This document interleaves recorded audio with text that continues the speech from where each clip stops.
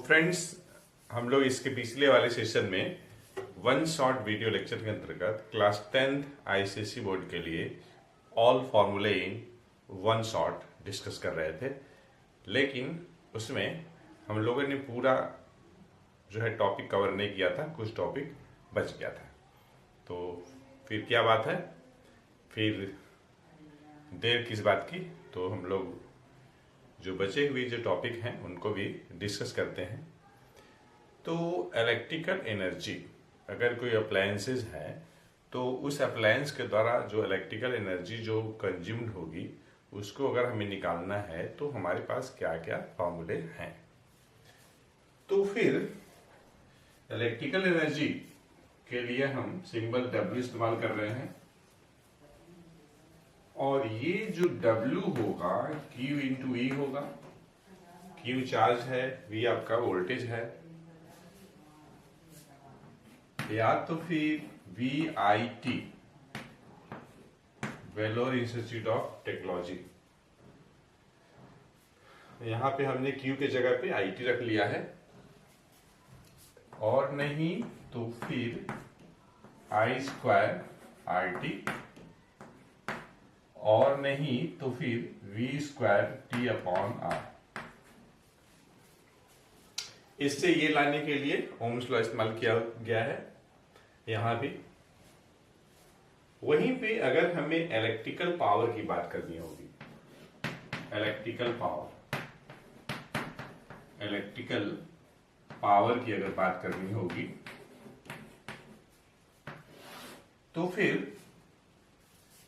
Power निकालने के लिए हम क्या करेंगे, W की वैल्यू में T से हम डिवाइड कर लेंगे। तो हमारे पास फॉर्मूला क्या बन जाएगा, QV/T हो जाएगा, VI हो जाएगा, I² हो जाएगा और V² हो जाएगा। तो इलेक्ट्रिकल एनर्जी के लिए ये सभी फॉर्मूले हैं और ये है इलेक्ट्रिकल पावर के लिए। अब हम बात करते हैं पावर रेटिंग। किसी भी अप्लायंसेस के पावर रेटिंग से क्या मतलब है। एक्चुअली कोई भी अप्लायंसेस है उसमें दो इंफॉर्मेशन होती है। उस अप्लायंस पे पावर लिखा रहता है और वोल्टेज लिखा रहता है। तो अगर मान लीजिए किसी अप्लायंसेस पे 100 वाट, मान लीजिए अप्लायंस के रूप में हमारे पास इलेक्ट्रिक बल्ब है, उस पे 100 वाट 220 वोल्ट लिखा है। इसका मतलब ये होता है कि अगर उस बल्ब को, इलेक्ट्रिक बल्ब को 220 वोल्ट पावर सप्लाई मिलेगी तो वह बल्ब 1 सेकेंड में 100 जूल इलेक्ट्रिकल एनर्जी को हीट और लाइट एनर्जी में कन्वर्ट करेगी। या तो फिर हम ये भी कर सकते हैं कि अगर उस इलेक्ट्रिक बल्ब को 220 वोल्ट पावर सप्लाई मिलेगी तो वह जो इलेक्ट्रिक बल्ब है 100 वाट इलेक्ट्रिकल पावर कंज्यूम करेगी। तो मतलब कि कोई अप्लायंसेज है तो उस पे पावर लिखा होगा और वोल्टेज लिखा रहेगा। इससे हम दो इंफॉर्मेशन ऑब्टेन कर सकते हैं किसी अप्लायंस के पावर रेटिंग से। पहला, सेफ लिमिट ऑफ करंट। अगर वह अप्लायंस यूज की जा रही है तो उस अप्लायंस के फिलामेंट से कितनी सेफ लिमिट फ्लो करेगी, मतलब कितनी करंट फ्लो करेगी जिससे कि वह अप्लायंस सेफ होगी, डैमेज नहीं होगी। तो उसे निकालने के लिए देखिए P = VI, यहां से आप I निकाल लीजिए तो P/V हो जाएगा। P/V की जो वैल्यू होगी वही आपका I सेफ होगा। यहीं से I सेफ निकालने के बाद आप फ्यूज का रेटिंग भी कैलकुलेट कर सकते हैं। I निकाल के आप फ्यूज का रेटिंग कैलकुलेट कर सकते हैं कि जिस अप्लायंस के लिए हम I सेफ निकाल रहे हैं उस अप्लायंस के लिए हमें कितनी एम्पियर की फ्यूज लगानी चाहिए। तो I की जितनी वैल्यू आएगी उससे थोड़ा ज्यादा एम्पियर का फ्यूज इस्तेमाल कर सकते हैं। सेकेंड, आप रेजिस्टेंस निकाल सकते हैं। उस अप्लायंस के द्वारा जो ऑफर्ड होगी रेजिस्टेंस, उसको आप निकाल सकते हैं जब वह अप्लायंस यूज में होगी। उसके लिए देखिए P equal to V of square upon R है, यहां से आप आर निकाल लीजिए तो वी स्क्वायर अपॉन पी हो जाएगा, वी स्क्वायर अपॉन पी हो जाएगा। आई निकलेगा आपका एम्पियर में, आर निकलेगा आपका ओम में। यहीं पे हमें एक चीज और डिस्कस करना चाहिए कि कोई अप्लायंस का अगर आपको पावर दिया हुआ है वाट में, किलो वाट में, और ये आपको पता है कि वह अप्लायंस कितने टाइम तक यूज हो रही है, तो फिर हम सबसे पहले क्या करेंगे, ये कैलकुलेट करेंगे कि वह अप्लायंस एक सर्टेन टाइम में कितनी इलेक्ट्रिकल एनर्जी कंज्यूम्ड कर रही है। अगर ये हमें पता चल जाएगा कि कितनी इलेक्ट्रिकल एनर्जी उस अप्लायंस के द्वारा कंज्यूम्ड हो रही है, तो हम कॉस्ट ऑफ इलेक्ट्रिसिटी भी कैलकुलेट कर सकते हैं। तो इलेक्ट्रिकल एनर्जी कंज्यूम्ड हमें निकालनी है। तो देखिए एक फॉर्मूला है कि अगर मान लीजिए इलेक्ट्रिकल एनर्जी कंज्यूम के लिए हम सिंबल W इस्तेमाल कर रहे हैं, तो अप्लायंस का पावर कितना है, वो भी किलोवाट में होना चाहिए पावर, और वह अप्लायंस कितने आवर यूज में है, तो पावर होना चाहिए किलोवाट में, टाइम होना चाहिए आवर में। आप दोनों को मल्टीप्लाई कर लीजिए तो आंसर आ जाएगा किलोवाट आवर। या तो फिर हो सकता है कि पावर दिया हो वाट में और टाइम मान लीजिए कि आवर में है ही, तो फिर आपको डिवाइड करना पड़ेगा 1000 से, क्योंकि इलेक्ट्रिकल एनर्जी कंज्यूम्ड आना चाहिए किलोवाट आवर में आना चाहिए। अच्छा, एक तो आपका ये फॉर्मूला हो गया।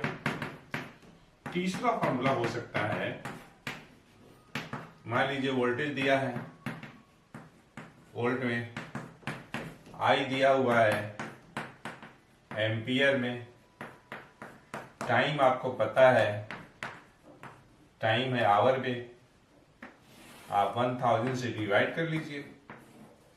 तो इन तीनों में से कोई भी एक फॉर्मूला आप अप्लाई कर सकते हैं, जैसा कंडीशन दिया रहेगा। हो सकता है कि किसी क्वेश्चन में एक से ज्यादा अप्लायंसेज हों, लेकिन उनका पावर दिया हुआ होगा और कितने टाइम तक वे अप्लायंसेज यूज में हैं, तो फिर हर एक का P इंटू टी करके निकालेंगे अलग अलग, जितने अप्लायंसेज होंगी और सबको प्लस कर लेंगे, तो उससे भी टोटल पता चल जाएगा कि उन सभी अप्लायंसेज के द्वारा कितनी इलेक्ट्रिकल एनर्जी कंज्यूम्ड हो रही है। जब ये पता चल जाएगा और इलेक्ट्रिकल एनर्जी कंज्यूम्ड जो आएगी किलोवाट आवर पे आना चाहिए, इसी को हम बोलते हैं नंबर ऑफ यूनिट्स भी कहते हैं। फिर आप आसानी से कॉस्ट निकाल सकते हैं, cost of electricity. Cost of electricity कैसे, नंबर ऑफ यूनिट्स जितना यूज होगा into rate of electricity, rate of electricity into कर लीजिएगा, जो आंसर आएगा वही जो होगा रिक्वायर्ड जो है कॉस्ट हो जाएगी। ठीक। हाँ, एक बात और, कहीं कहीं हो सकता है कि 1 किलोवाट आवर बराबर कितनी जूल होती है इसकी आवश्यकता पड़ जाए, 1 वाट आवर बराबर कितना जूल होता है इसकी आवश्यकता पड़ जाए। किलो वाट आवर और वाट आवर, ये दोनों का दोनों, किलो वाट आवर और वाट आवर, ये कॉमर्शियल यूनिट ऑफ इलेक्ट्रिसिटी का। तो 1 किलो वाट आवर बराबर 3.6 into 10 to the power 6 joule होगा। 1 वाट आवर बराबर 3.6 into 10 to the power 3 joule होगा।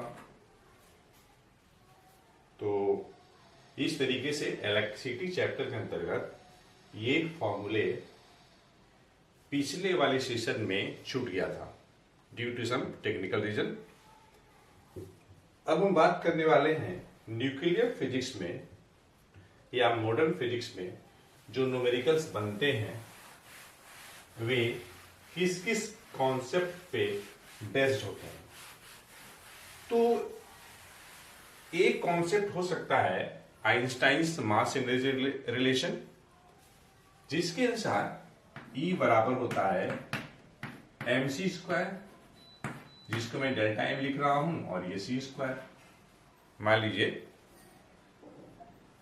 देखिए, अगर कोई न्यूक्लियर रिएक्शन है और उसमें delta m loss in mass है, तो डेल्टा m इंटू सी स्क्वायर की जो वैल्यू होगी उतनी जो होगी एनर्जी जो होगी आपकी रिलीज होगी according to Einstein's mass energy relation. This is the mass energy equivalence है। ये delta m loss in mass है, जिस रेशियो में लॉस इन मास होगी उसी रेशियो में एनर्जी जो होगी वो प्रोड्यूस्ड होगी। एक है आपका अल्फा इमिशन की बात होगी, अल्फा इमिशन, अल्फा इमिशन, और दूसरा है आपका beta emission, alpha emission, beta emission. Alpha emission, alpha particle जो होता है डबली ऑर्गेनाइज्ड हीलियम एटम होता है 4,2He, और ये है आपका 0-1e या तो फिर 0-1 beta. Beta particle fast moving electrons होता है जो कि न्यूक्लियस से बीट होता है। तो मान लीजिए हमारे पास कोई पेरेंट न्यूक्लियस, ये है आपका पेरेंट न्यूक्लियस, ए मास नंबर है, बी एटॉमिक नंबर है। तो in the case of alpha emission, mass number decreases by 4 and atomic number decreases by 2, और इस टाइप से नया जो प्रोडक्ट बनेगा Y, that is called daughter nucleus. Alpha emission, beta emission होती है ताकि कोई अनस्टेबल न्यूक्लियस स्टेबल हो सके।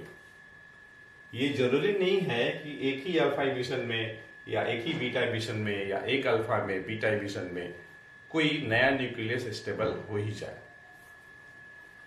तो अल्फा इमिशन में आपको क्या ध्यान देना है? Mass number decreases bye 4, atomic number decreases bye 2। ये है पेरेंट न्यूक्लियस X, Y है आपका डॉटर न्यूक्लियस। बीटा इमिशन में मान लीजिए हमारे पास ये है पेरेंट न्यूक्लियस। बीटा इमिशन के केस में मास नंबर वही होगा और एटॉमिक नंबर 1 बढ़ जाएगा। ये दो डिफरेंस हैं, मेन डिफरेंस हैं, और इन्हीं दो मेन डिफरेंस के बेसिस पे न्यूक्लियर रिएक्शन बैलेंस करने के लिए हो सकता है या तो कोई क्वेश्चन हो सकता है।